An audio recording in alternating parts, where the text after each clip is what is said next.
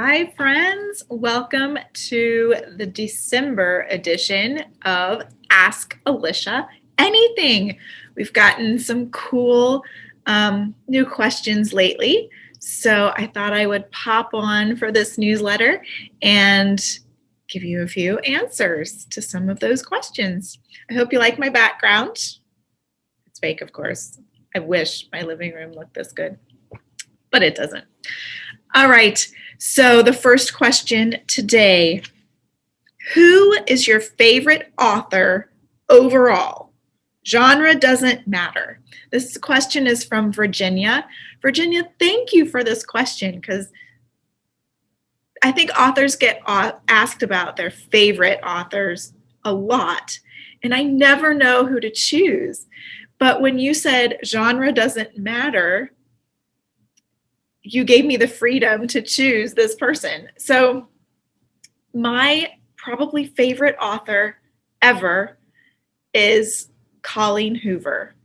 And if you haven't read her, I highly suggest it. She's known for being a YA, a young adult author, but she's amazing. And she makes me feel like all the feels in every book, and I am just kind of in awe of her. So if I can make people feel some of those feels that she's able to do in my books, then I will have done done what I set out to do. Let's put it that way. But yes, Colleen Hoover, and she has several. In fact, I just downloaded the audio of her newest one, Layla, and I can't even tell you what it's about. I didn't read the description. She's one of my one-click authors. Everything she writes, I love. So I would definitely say check her out if you haven't already. One of my favorites that she did is an older one, and it's what got me interested in her books in the first place, was the book Slammed. So if you have a chance to read that, definitely think you should read Slammed.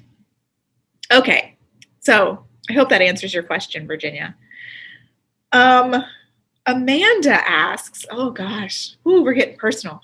Amanda asks, what was your childhood dream?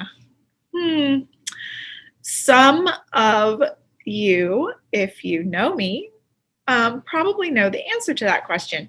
So I wanted to be an actress.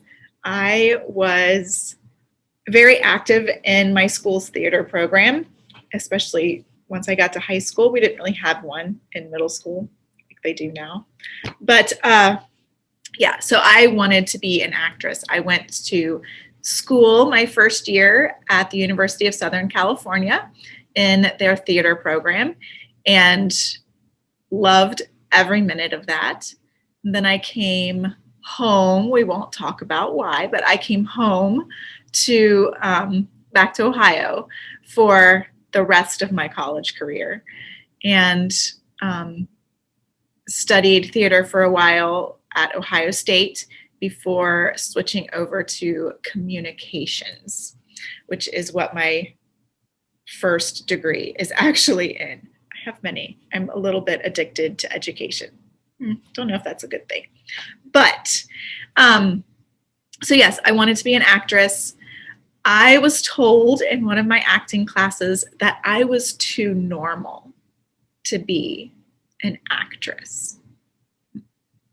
Don't know what that says about the profession or the people who are involved in it, but maybe I am. Maybe I am a little too normal to be an actress. Anyway, it didn't work out, and I am really glad that it didn't in a lot of ways. I think my life would have been much different and maybe not in such great ways. So, but I do think that being involved in that that lifestyle of an actor and being involved in productions and things like that, I do think that it definitely helped me in terms of my writing. I tend to write very cinematically. I see the books in my head, and then they come out onto the paper.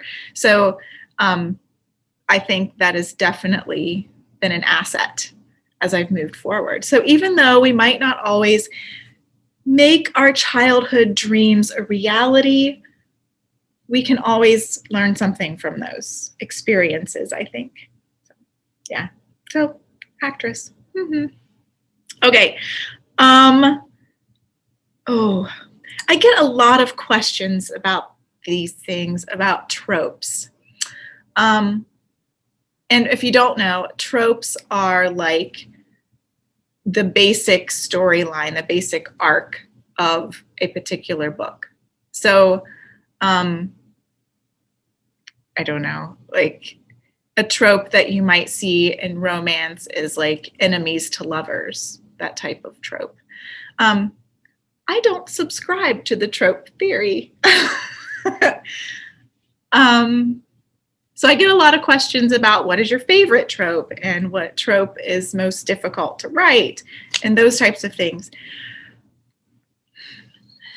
But I actually don't think of any of my books in terms of tropes. I start most of the time with a character or a nugget of a situation, and it blossoms from there. Sometimes I can go back and name the trope, but I often think that it's better if you can't. And I think certain genres really rely heavily on tropes. The romance genre relies heavily on tropes, and it's a great marketing device in some of those genres. But once you step outside of that, I think it's a little more difficult.